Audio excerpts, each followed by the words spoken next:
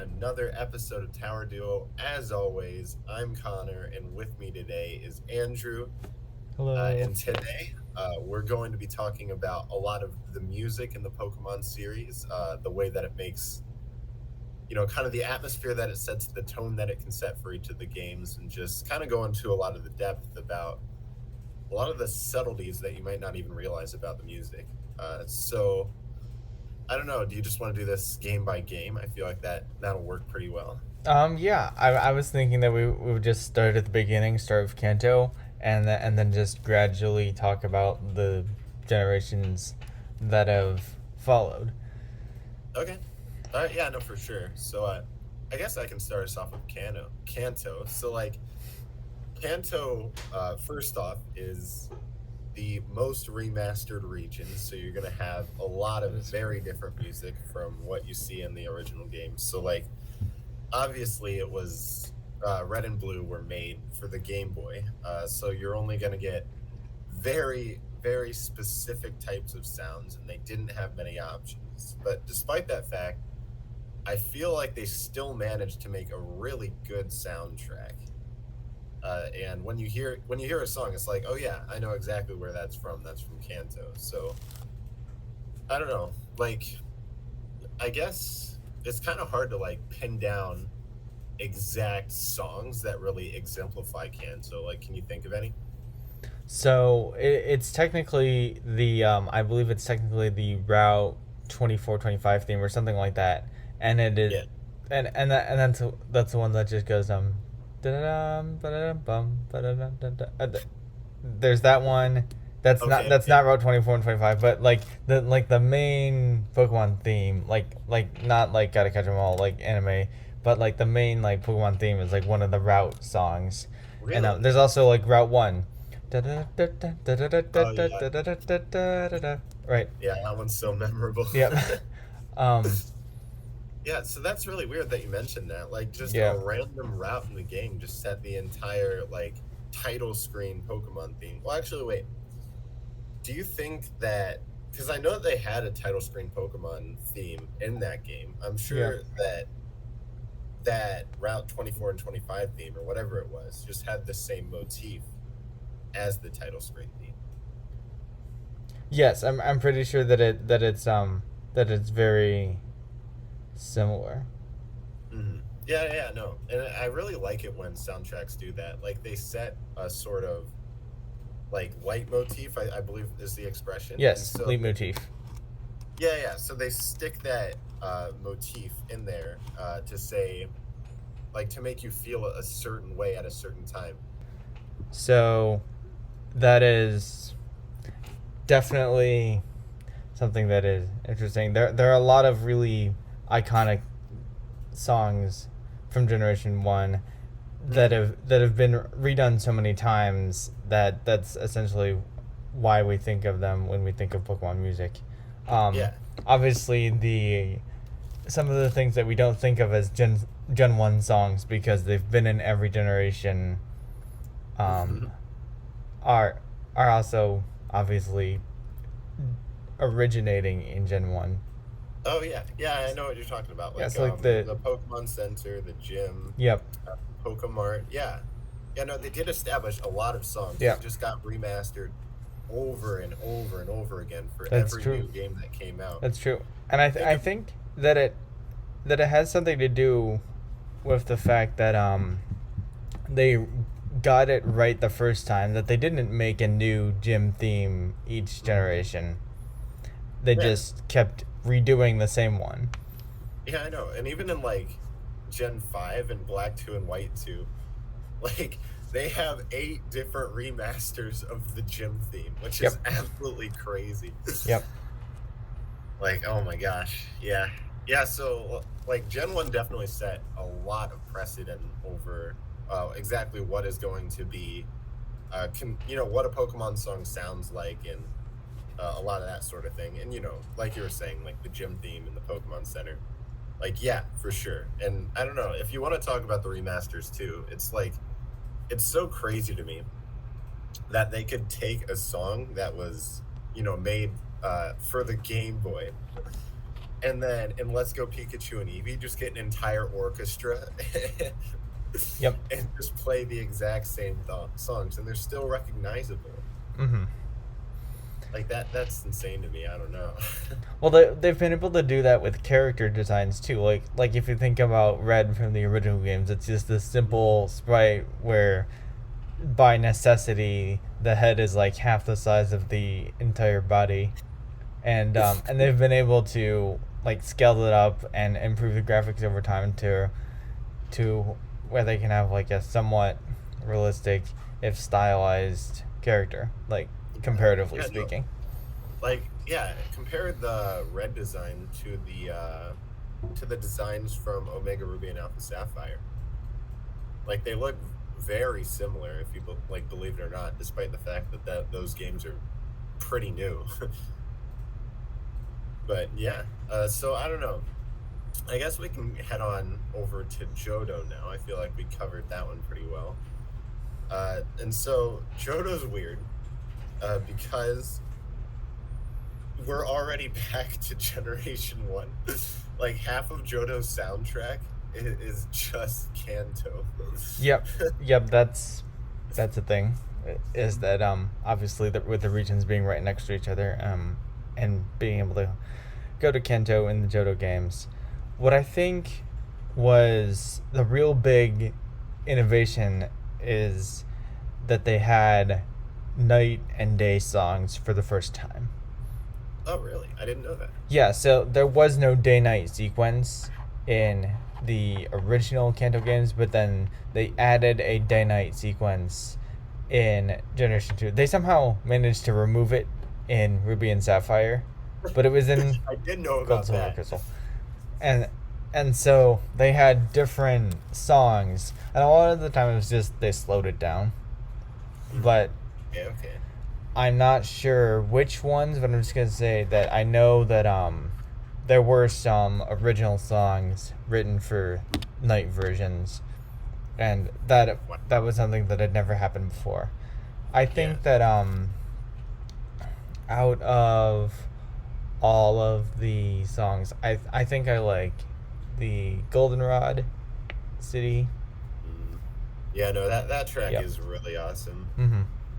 I don't know. If I had to pick one, it would probably be Viridian Forest. Like something about that theme is just so cool. And like, okay, so something that Generation 2 has on other games that are like remakes is that it's not a remake, it's a brand new game. And because of that, they kind of have a lot of liberty on Kanto's music. Like if you compare Johto's Viridian Forest theme to Kanto's Viridian Forest theme, a lot of the same motifs are present, but it's just so different that like it's an entirely different song, but when you compare the two, you can hear a lot of the same motifs. And so, but if it was just a normal remake, like what they're going to do with Brilliant Diamond and Shining Pearl, it has to be pretty much exactly the same song. They don't have the same, I guess, artistic liberty over what they change, you know? But yeah, so, and I guess we can transition to Heart Gold and Soul Silver, which actually do a lot for not only just the Johto region as a whole, but also for its music. Like, I know they added several different locations and several different tracks as well, which is really impressive if you ask me. Like, I don't know, do you have any idea about that?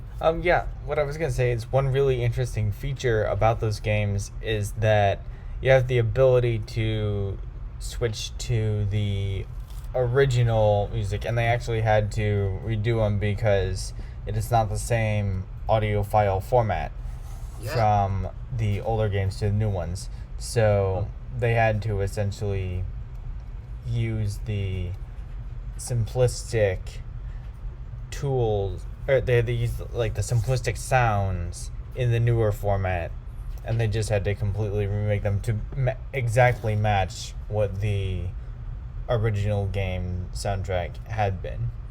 Mm-hmm. Yeah. Not only that, like with the new, with a lot of the new tracks that they put in, Like, say, actually, I think with the Safari Zone, for example. So, in Generation 2, there was no Safari Zone. It might have been, no, I don't think it existed at all, if I remember right. But in Heart Gold and Soul Silver, they said, hey, we're just going to bring back the Safari Zone. And they made an entirely new track for it. It doesn't sound anything like it does in Kanto. And not only that, but they actually made a retro rendition of that theme for that track as well, which is really just, I mean, it's so over the top. They didn't have to do that, but they just did. Like, I don't know, Pokemon was just kicking butt back then. That's all I know. And one other thing that I wanted to bring up about Heart Gold and Soul Silver that a lot of people don't think about is I think it was the first Pokemon game to introduce like background effects. Like when your character's walking, you hear the sounds of them walking. When you're close to water, the music actually kind of fades out a little bit and you can hear the waves crashing in the background.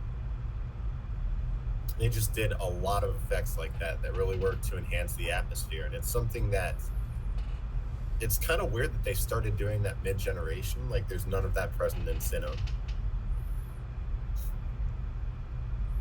Yeah, I think that that's definitely something that contributes to a lot of people's stance that those games are the best in the series, because there's that and like so many other attention to details and Yeah. and that's definitely a part of it, and like that's like the temporary return of follow Pokemon, and then it would of course return again more recently. Yep. Yeah, and I mean, I don't know. Speaking of follow Pokemon, Yeah. it's kind of weird because I feel like they were implemented pretty well in Let's Go Pikachu and Eevee, and then it kind of dipped in the expansion pass for Sword and Shield. But from what I'm seeing out of the Brilliant Diamond and Shining Pearl trailers, it's looking like they're gonna be implemented really well again. So Yeah, I feel like follow Pokemon are very slow. Like if you're like riding your bike, there's basically nothing that can keep up with you. I'm not sure. I'm not sure if there is, and especially when you're riding your bike and you go like the temporary turbo mode. I don't know, but that's besides the point. So, I guess the next region to talk about is Hoenn, and of course its remix. Yep. Yeah. So Hoenn, I feel like, is the first game to really set a consistent tone. And I guess, like, so Hoenn, as you've probably heard, has a lot of trumpets involved in its soundtrack. And so that kind of sets like a bit of a, I guess, triumphant tone, I guess you could say. Like, you know, you're just going through, you're a trainer, you can do everything, you're just so talented, you're the chosen one. And you know, and I feel like the music kind of reinforces that by just kind of just telling you like, hey, you can do anything. Like you're really strong. I don't know. What do you think about it? Yeah, so the Game Boy Advance gave the developers a lot more choices when it came to what their music could sound like, because the sound system was much more capable than just chiptunes. And the direction that they decided to go with that was something that was very good for the system, because it's easy to make a convincing sounding trumpet because it's generally a simpler waveform. I'm pretty sure. That sounds about right to me. You know, if we think about like how like nuanced the sound is, it's not very nuanced compared to let's say like, well, like when they went to piano in Generation 4, you know, that's a more complex sound. Yeah. Because of how piano sounds are made. Yeah, no, you're right about that. And it's like, I don't even know if the game the Game Boy Advance was capable of making those sorts of sounds. There was a long time in between, like, basic sort of music, like chip tunes, and like having a full range of instruments. Like, I know that was like a thing with like audio creation software where it's like, oh, now we have 83 instruments, and oh, now we have 105 instruments, and it's like we added more and more as we can do like more and more things. Yeah. So that's, and it's like it's like the basic things that you have always seem to be like guitar, piano, drums, and and maybe like one of, and maybe like make a recording with the terrible microphone that you have as like your basic option, and then more things come from that. Yeah. Yeah, no, for sure.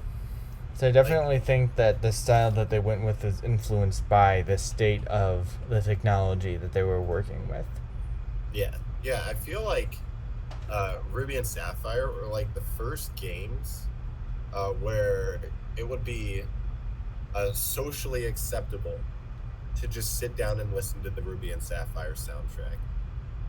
Like, because of those different innovations in the music, where it's not just a bunch of just high and low beeps and boops. It's actually like, Yep. real instruments setting a real tone, trying to tell a real story.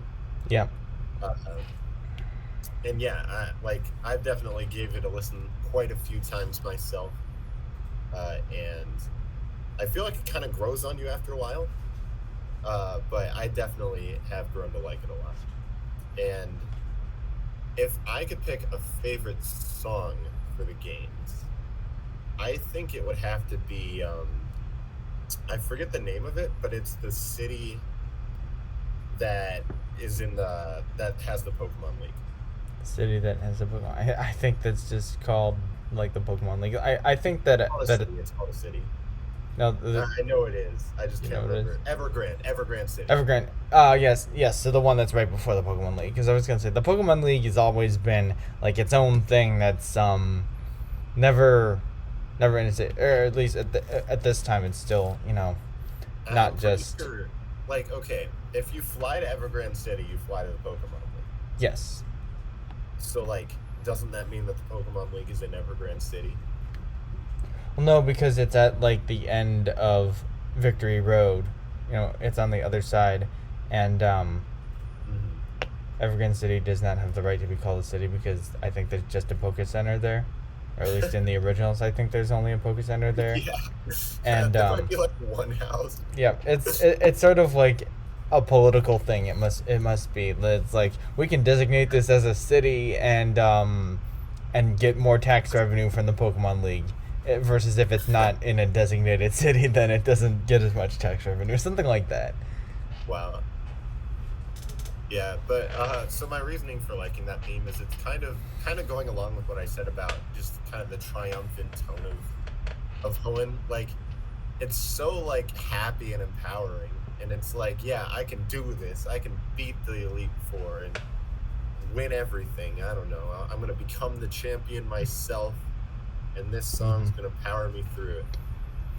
Yeah, one of the songs that I really like, and I don't want to say it's my favorite because I don't want to be held to that, but I really like the when you're underwater, at like after you use dive, and Oh yeah, I forgot about that one where you're like how you get to Pseudopolis, right? yes, Stopolis, and it's also how you get to the Aqua Hideout when they have the submarine. Yeah. Yeah, no, I remember that, yeah. Yep. No, that theme is awesome, and I feel like they're just trying to be like, hey, they're so proud that they put dive into that game. Yep. Like, you can tell by the theme that they're like, oh yeah, this is cool, and we are 10 out of 10 game developers. Yep. Yep. All right, well, I feel like that just about wraps up Hoenn, unless there's anything else you wanted to say. Well, I don't know. I guess we can talk about Oras. We kind of Yeah, skimmed yeah, that. yeah. Let's talk remakes, because Yeah. that's been the pattern so far. So I think that they did a really good job of echoing the past while also not being so unbalanced as to feel unnatural, because by that point sound fonts were so much more realistic that just a direct carbon copy and just improving the quality wouldn't make much sense, because game music had changed Mhm. generally by that point. Yeah. Yeah, no, you're definitely right about that. And I feel like a lot of the more recent remakes have kind of taken the same approach. Like comparing, Let's Go Pikachu and Eevee to Oras to what we know already about the BDSP soundtrack. They seem like they're in a very similar style, like a lot more orchestral, a lot of moving parts in the background, and it all it sounds really nice, but there's not really any innovations that are being made, like I said. Yeah, yeah, I generally also sort of feel that soundtracks in recent Pokemon games have been much more similar to each other, much more like modern, symphonic, and stylized than previous Yeah. games. Well, we'll get there when we get there. Yep, sounds about right to me. But anyway, yeah. So I don't know. Do you know if Oras made any new tracks? If I were a betting man, I would bet that there was at least one, or at least one that was like unused in the originals that they found a use for later on. But I do not know for sure. Okay, I feel like maybe the Battle Mason, I think it's called, might have a new track. I'm not sure though. Okay. I haven't played the actual game. Mm-hmm. But yeah. So moving on, there's Sinnoh, and oh boy, I definitely know a thing or two about Yep. Sinnoh music. Like everything about Sinnoh, I know a thing or two about it. Mm-hmm. So the dominant instrument in Sinnoh is obviously piano, as you all probably know because of memes and such. Mm-hmm. But so Sinnoh kind of has a lot of different tones, if I had to say. Like, I don't know. There's specific points in the game where it's like, oh yeah, you're great, you're cruising ahead, this is awesome. But there's Mm-hmm. also a lot of tracks there just to establish an atmosphere. Yeah, I would say Like, that mhm, it's probably one of the more diverse soundtracks in terms of feelings that you get from just listening to the music. Like, oh yeah, for sure. generally, most of the soundtracks before Sinnoh, the quality is not as good, so they're working with what they have. After Yeah. Sinnoh, I feel like it's generally the case that they just want to give you a sense of adventure continuously, and Hmm. it's just a generic sort of feeling. But I feel Yeah. like Sinnoh, and to maybe a lesser extent Unova, have this sort of feeling that they can just do all these different things. Yeah. Yeah. Yeah. No, and for sure, like thinking about all the different types of tones that Sinnoh sets. Like you have the surf theme, which is like kind of calm and serene. And it's like, man, I guess kind of extending on what you said about the dive theme from Hoenn. It's like, this is cool. I'm out here riding my Pokemon. We're going nice and slow because it's Sinnoh, and everything's great. And then you compare that to like the old Chateau theme, where it's like really unsettling and the music is going up and down and up and down. Mm-hmm. And I was gonna make the point about kind of Sinnoh does a really good job about making atmospheres. Like it kind of makes each city into its own sort of thing. Well, the ones that have their own unique song anyway. But it really, like, if you take a look at Orberg City, I feel like that's a really good example about a strong tone being set. Kind of the music doesn't really stop; it just persists over and over and over again. And there's not really any breaks in the same sort of way that the citizens of Orberg never really take any breaks either, and they're always working in the mines and everything. And Yeah. so, yeah, Yeah. there's that sort of parallel all the time. And I like, obviously, there might be parallels like that present in other Pokemon games, but I haven't done the research for it. But since I know all of this about Sinnoh, it's so easy to just sit down and appreciate all the different motifs, all the different connections that you can make with one song to another. It's absolutely crazy. And plus, I'm a sucker for piano, so. Yeah, But yeah, I definitely think that those are all really good points, and I think you said almost everything that you said about that. I don't know that I can really contribute much after you've contributed so much. But I I'm mean, kind I of got more to embarrassed. say. I Like haven't even. I'll just say something basic. And I'm like, I don't know. Yeah. I think that I don't know if this is just based on the age of these games in terms of their being currently relevant or not, because I know that this is definitely a thing even like before the remakes were announced, is that this is sort of the beginning of the memed highly memed Pokemon song. And Yeah. so like obviously like in generation 4 it's the piano before Cynthia is Mhm. the meme song. And it's just become a symbol of like, something bad is gonna happen, or that it's gonna be really tough when this music starts playing. Yeah, I know, because it starts so suddenly. Mm-hmm. Like the track starts and it's like dum, like it just Yep. goes ham from the beginning. Yep. And I mean, just like the situation where it's played in, just saying. Mm-hmm. I don't know. I like. Yep. I guess like one more point that I'd like to make about the Sinnoh tracks is they brought back the day and night cycle, and with it, the day and night specific tracks. And a lot of the variations, like a lot of them are slight variations from one another.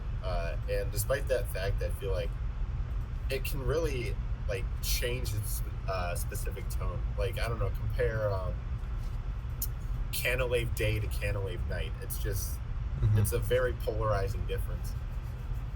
When you just sit down and really listen to the subtleties of the music, where I mean, and if you're just playing the game, you're not going to realize that there's a day and night difference, like at all, except for uh, places where it changes entirely. With like, Except for when the difference is day and night.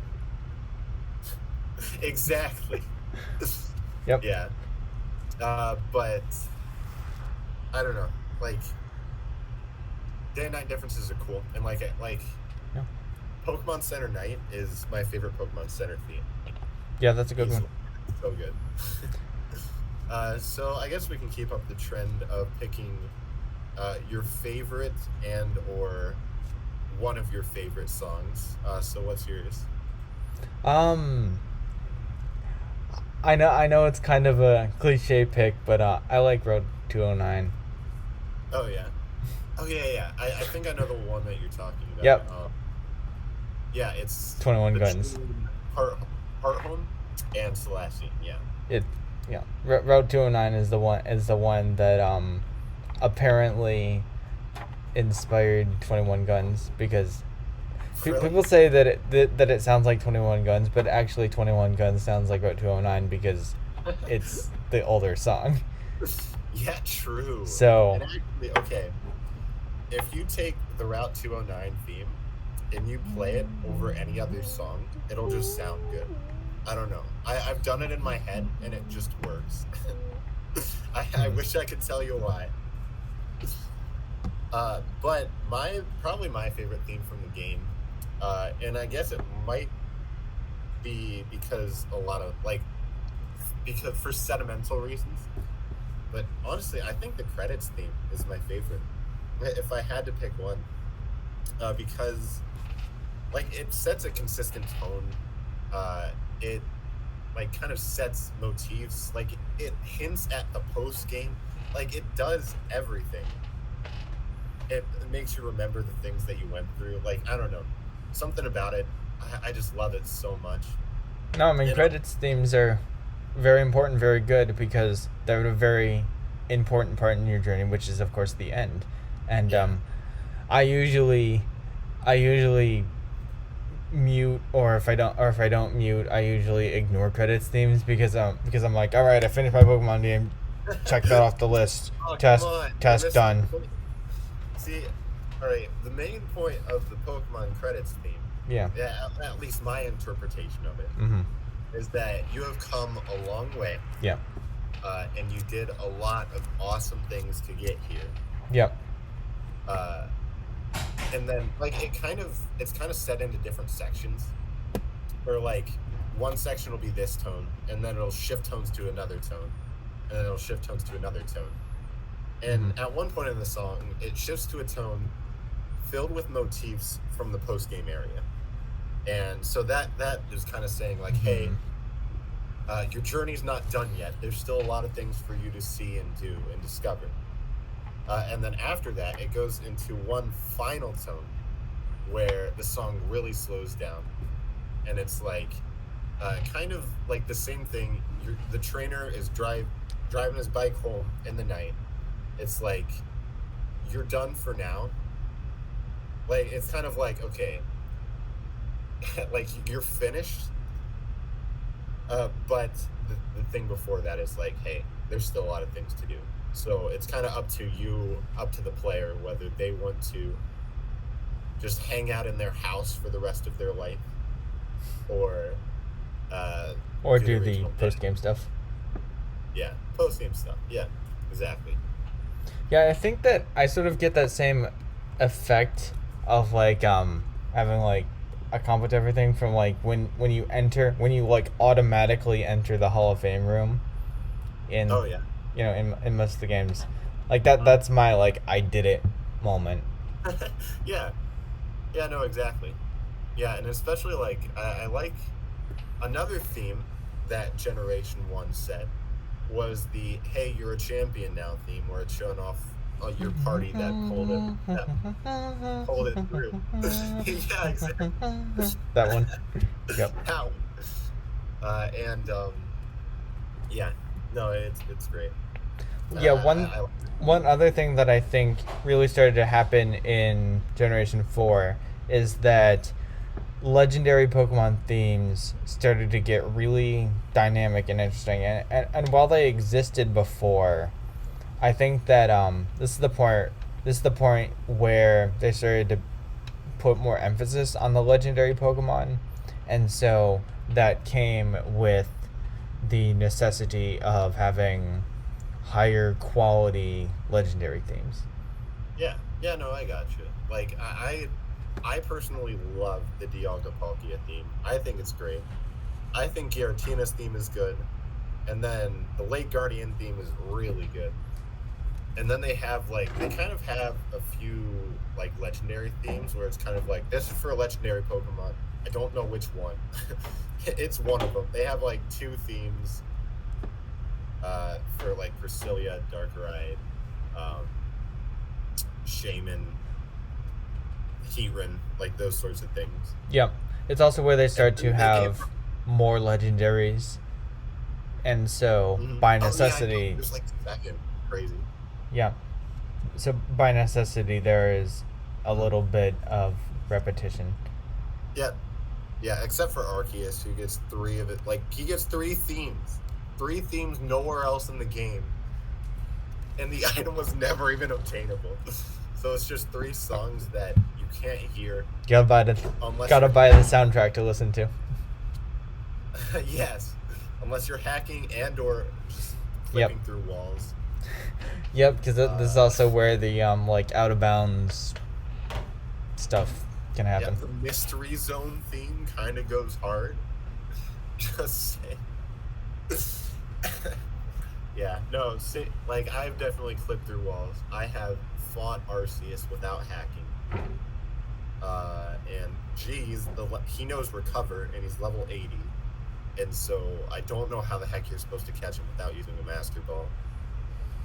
I think that's That's probably what you should save your Master Ball for if you're gonna do Yeah. that.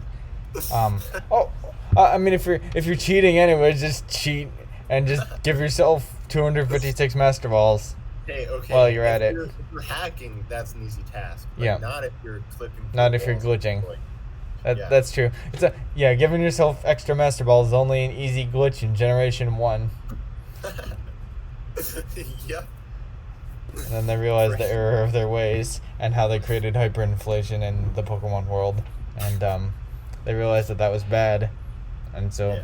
they got rid of that Just, glitch. just win the lottery and get a Master Ball Yep, that way. that's it. Yeah, Yep. easy as that. You just get the winning ticket. Yep. It's not that hard. Yep. Yeah, that way, if you already used your Master Ball on like a shiny Geodude that knows Explosion, Man. which I would see is also a legitimate excuse to use them because That actually happened to me though. It Yeah. was a graveler. Mhm. And I didn't have anyone with damp. So Yeah. I chucked a quick ball. It broke out and immediately used explosion.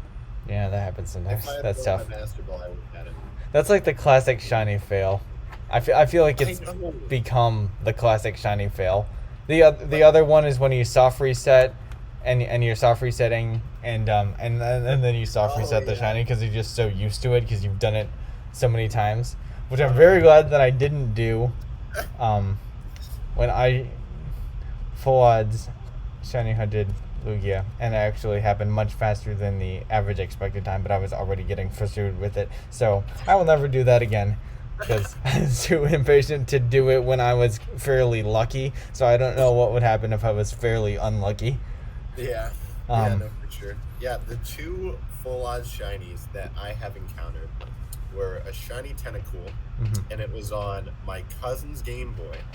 I played for 5 minutes, and I found a shiny Tentacool, and I caught him with a Great Ball. Like, I saw he was green, and I was like, that's weird. I'm going to throw a Great Ball at him. Mhm. And then it actually worked, and if I hadn't caught it, I would have killed it. Yeah. The first But it worked.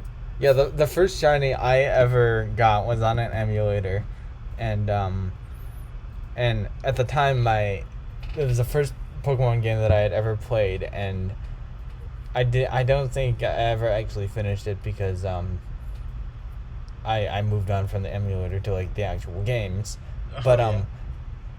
my Pokemon knowledge is very limited at the time, and so I encountered a shiny. I think it was a Duskull. But I'll just confirm that. Yeah. Okay. Yeah, and while you're confirming that, Yeah. the second Yes, one it was a about- shiny Duskull, and I had never seen one before, so I just thought that that's what it looked like, and so I ran away from it. Oh no. And that was a Gen 3 emulator, so it was like original full odds. Wow. Yeah. Oh my gosh. Because I don't think it was something with a very high just regular encounter rate, so I hadn't seen one yet, and Yeah. Oh man. That's so crazy. yeah. Yeah. I can't remember if I now I'm starting to go back in that. I think I might have caught it. I don't know. I don't have the save file anymore. Yeah. Yeah. Well, I mean, it's not like you have access to it anyway. No. So it doesn't matter. No, I can't even transfer it up through the generations. Yeah. Because Oh it's my an gosh. emulator. Yeah, no, like I'm mad about like Graveler though, because that was the first thing that Yeah. It was in my original playthrough of Diamond, and I encountered it in Victory Road. Yeah. Well, let's move on. Let's get back on track. Let's move on to Generation 5, which I consider to be the most dynamic generation in terms of the soundtrack. Okay. Because not dynamic as in volume, dynamic as in it's the most distinct. As much as each generation has like a unique feel, I feel like Generation 5 has like the most unique feel out of Okay. all the Pokemon generations in terms of the soundtrack. Yeah, I'll agree with you on that. I feel like when I was playing through Generation 5, it felt like a different sort of Pokemon game.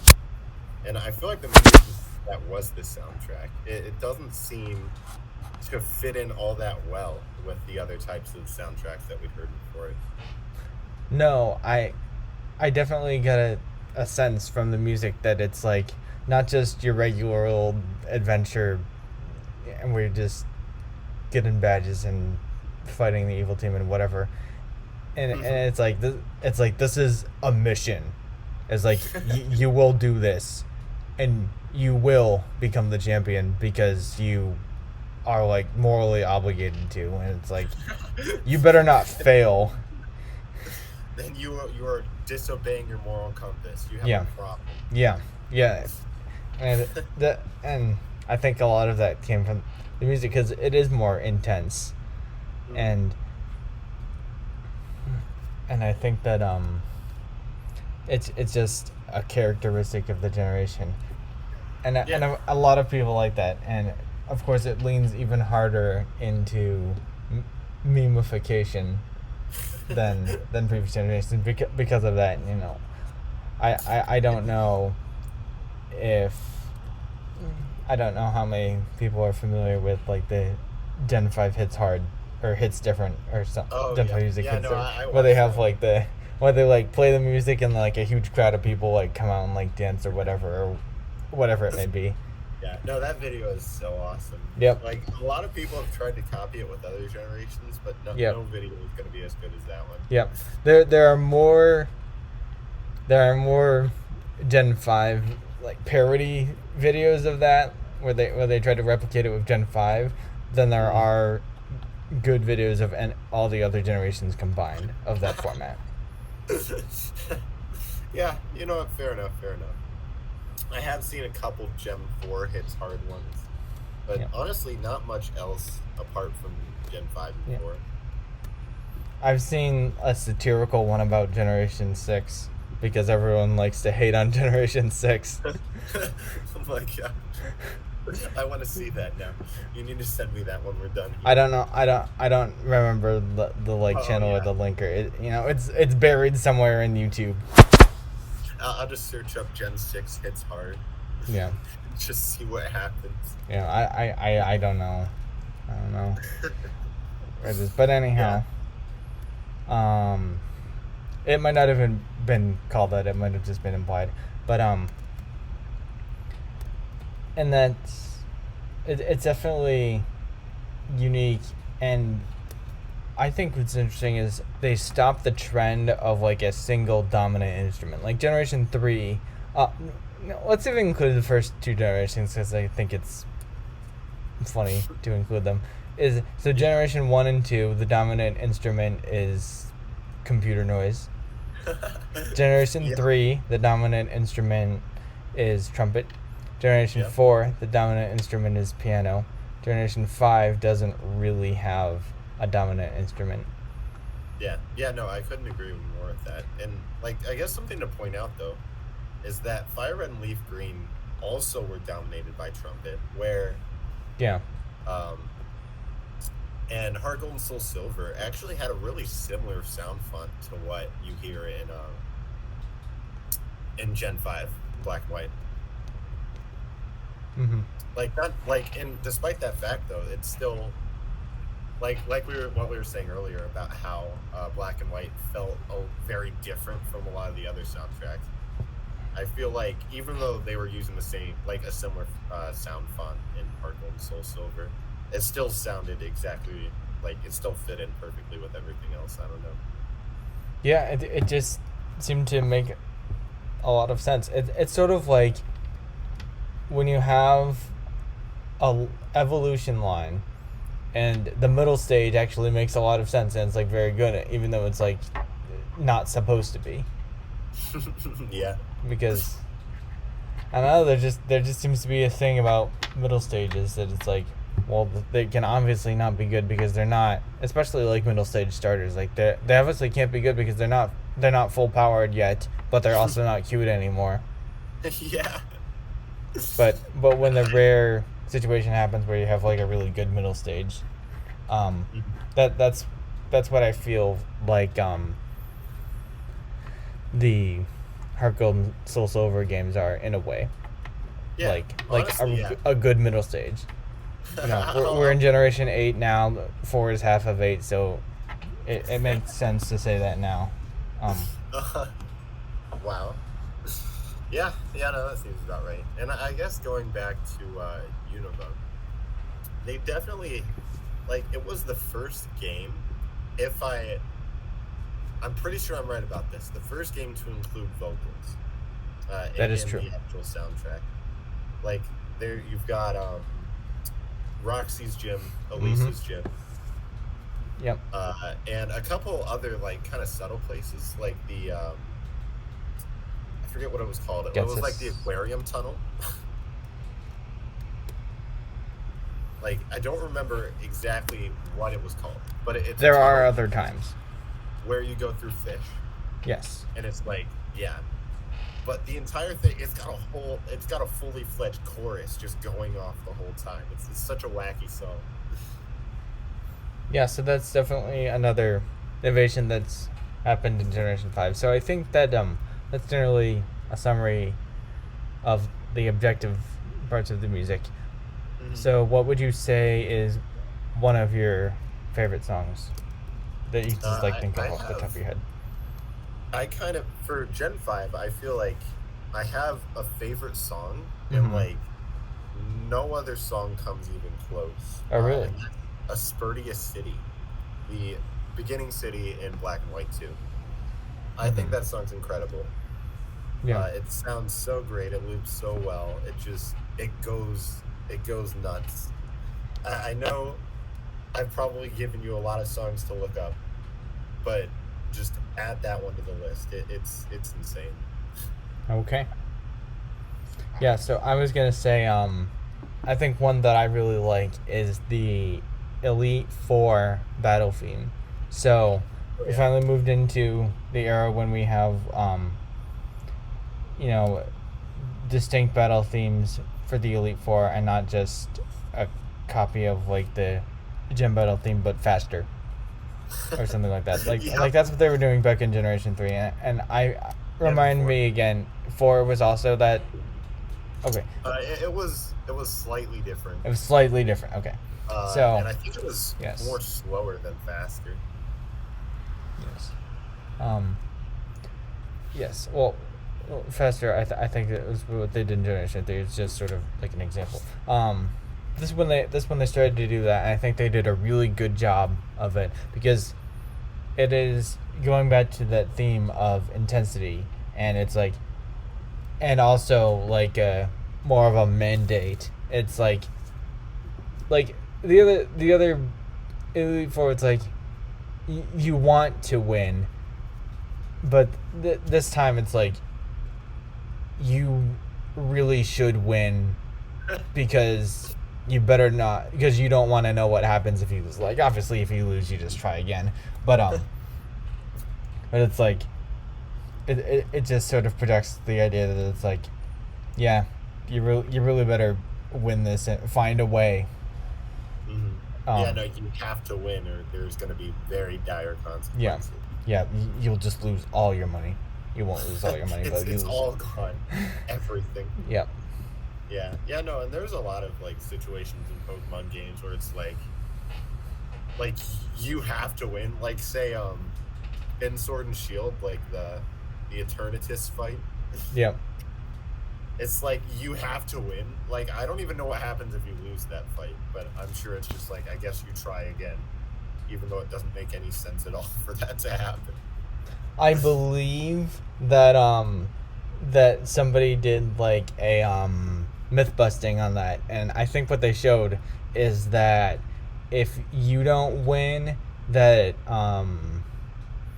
I think it's either like the legendary Pokemon um or something else that is just explained as like your friends um friends including the legendary Pokemon just overpowered it without you. Really? Wait, is that like a cutscene, or is that just like the because it screen fades to black and it says that? yeah, because it's mandated that by the story that it is defeated. So if you can't defeat it, then it will be Hop and the legendary Pokemon that Wait, made. so you're telling me you lose? The screen just fades to black, and it's like, don't worry. Hop I and think no, I don't even think it tells you that. I think it's just implied because the what? story has to go on. The story must go on. Okay, well, at least that wouldn't look as stupid. Yeah, Wow. as them explicitly telling you. Other than just like if it just like faded to black and it's like, yeah, you failed, but like don't worry, everyone else did everything, and then it's Yeah, just like you're just in the Pokemon Center, and it's like, oh yeah, we like it just glazes over the fact that you lost. yeah. I don't know. I don't know what's going on with that, but yeah, it does a very good job of creating stakes and tension where you don't feel like you have the option to lose. Like you have to figure out a way to win. Yeah, yeah, with the Elite Four soundtrack. Yep. Yep. And that's where I was going with that. All right, So yeah, on moving to on to Kalos. I yep. I've probably heard songs from the Kalos games, and I don't know that they're from Kalos because I've never played it before. That's very And I don't really possible. have any plans to play it, believe it or not. So I don't know, Andrew. I feel like this is probably going to be a solo mission for you. Yeah, that's fine. So Generation 6 is really the time when the music started to play less of a guiding role and much more of a background role. So, past Generation 6, 7, and 8, the music is really primarily background music. And it will change to reflect the tone of the story, but as the story begins to be told in different ways, the music is just sort of there, and I'm trying to think of like memorable tracks, and I can't really think of any because that's not really the point of music. By that point, is that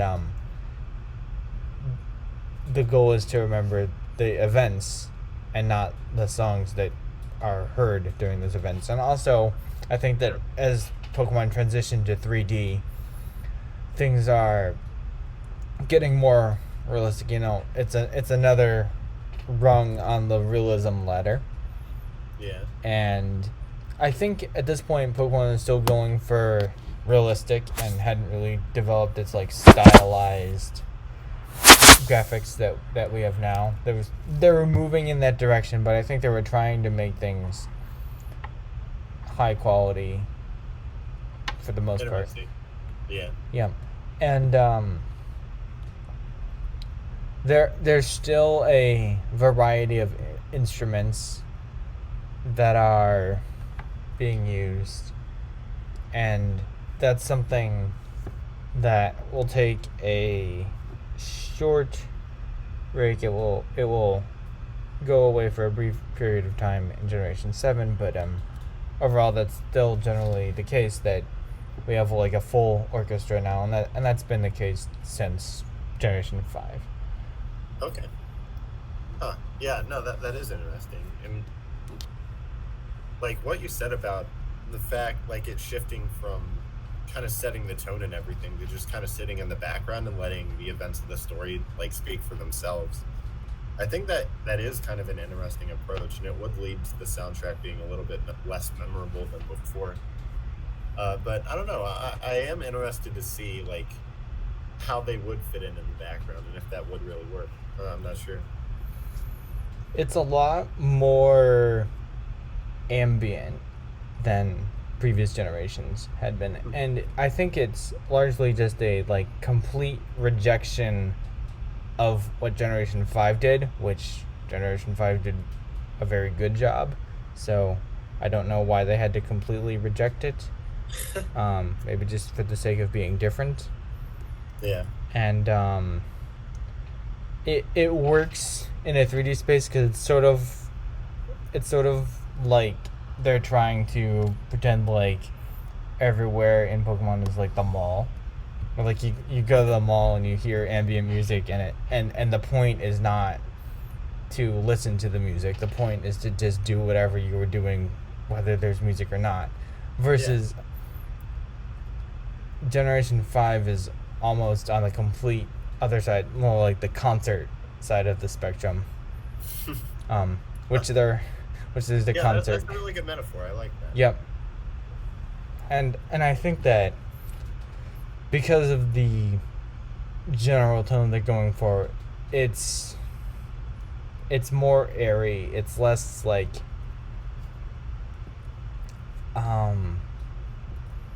like it's not as heavy of a tone.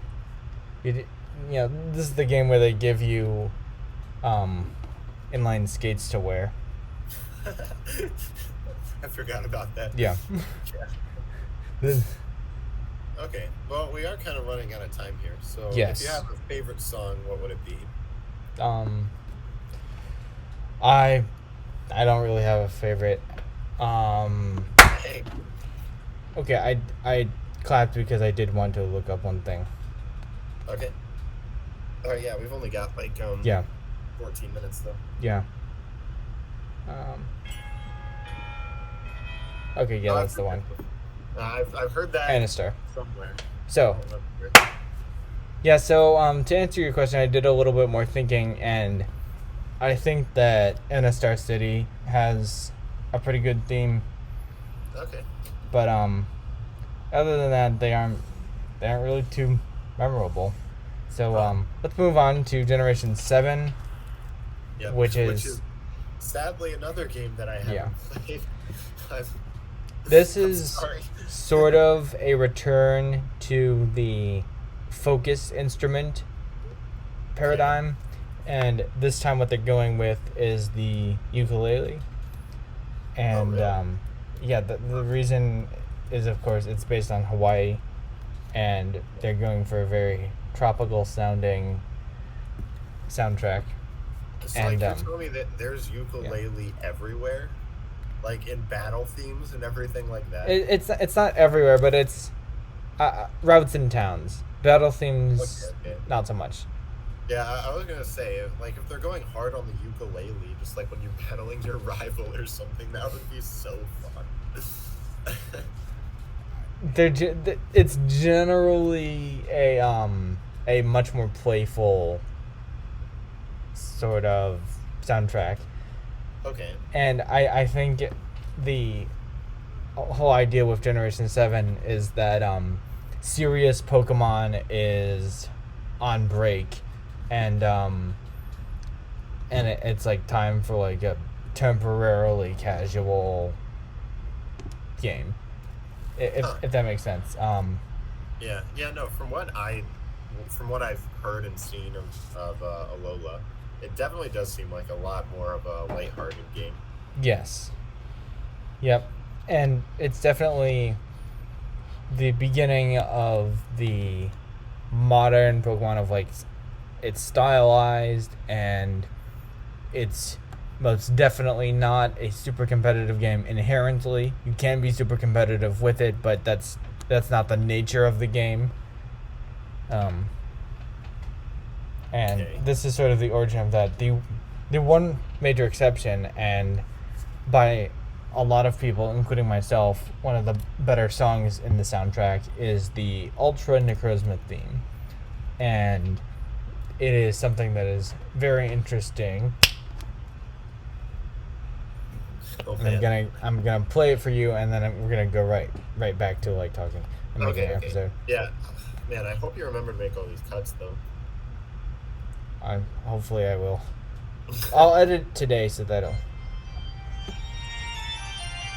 Oh yeah, I've heard this too. Yeah. Yeah, they remixed that in Smash. Okay. I think.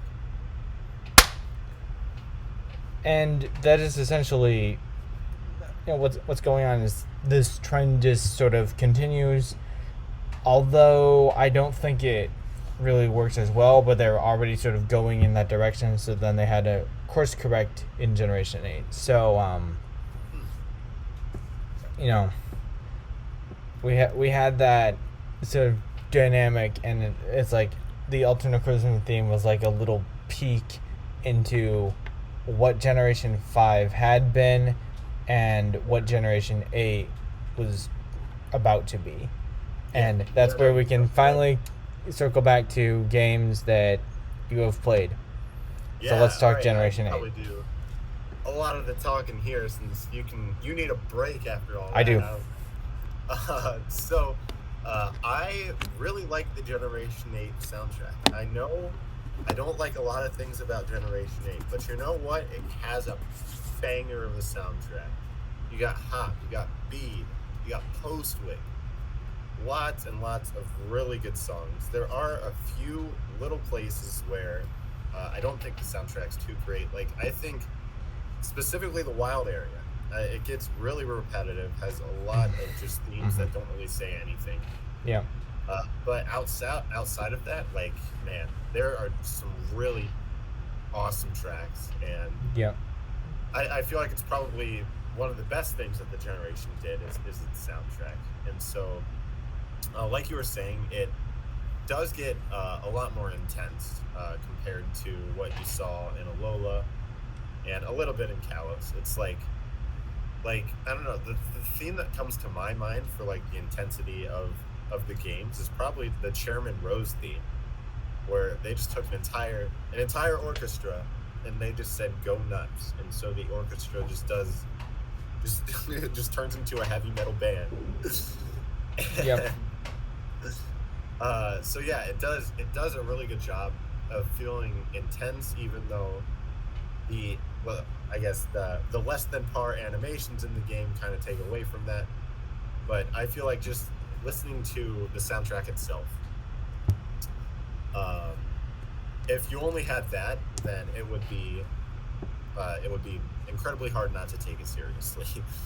Yeah, I think that the soundtrack overall is more average, and they're just really sort of trying to narrow in on what the characteristic of a Pokemon soundtrack, what the characteristics of a Pokemon soundtrack are. And I think that they did that previously in Generation 3, and then they sort of went in all these different directions. And now I think they're sort of coming back around and trying to focus on what it actually means to be a Pokemon soundtrack and what a good Pokemon soundtrack constitutes. So they're working their way back towards that because they know they need to refocus, and hopefully that means that more good soundtracks are coming.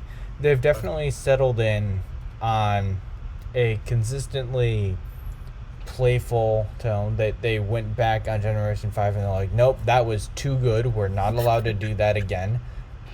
And since then they've just gone back to the playful adventure sort of feeling that they want you to have the entire time.